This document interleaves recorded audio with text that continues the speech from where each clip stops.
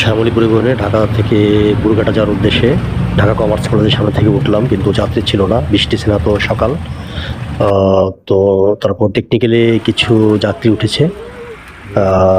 তারপর টেকনিক্যাল বিতে সায়দাবাদ চলে এসেছি। এখান থেকে মোটামুটি অনেক যাত্রী উঠেছে। এখান থেকে যাত্রী ভালো উঠেছে। তারপরে এর আগে যাত্রী একদমই ছিল না, সো ভাবি না যে যেতে পারবো। তো ছায়াবাস সেরিয়ে এখন সবুজ প্রকৃতির মাঝে আমরা এগিয়ে চলেছি। সুন্দর প্রকৃতি, মনোরম প্রকৃতির এবং আশপাশ গাছগাছালি ভালো লাগছিল। তো পেরিয়ে চলছি সবুজের মাঝে, ভালোই লাগছে। যখন কমার্স কলেজের সামনে থেকে উঠেছিলাম তখন ভাবছিলাম গাড়িটা যাবে কি যাবে না, কারণ যাত্রী কম। একটা সিট আমাদের পাল্টানো হয়েছিল, বাস পাল্টানো হয়েছিল। তো দেখতে পদ্মা সেতুর কাছে চলে আসলাম। সে পদ্মা সেতু পেরোচ্ছি, শুধু জল আর জল চারদিকে, ব্রিজের উপর দিয়ে।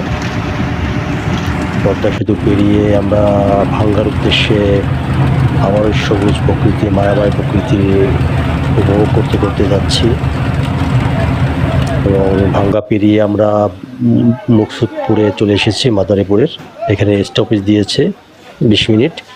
নেমে কিছুক্ষণ হাঁটাহাঁটা করলাম, একটা সওদা ফল কিনলাম। বুরঘাটার উদ্দেশ্যে যাচ্ছি। একটু পরে আমরা বুরঘাটায় পৌঁছে যাব। ধন্যবাদ সবাইকে।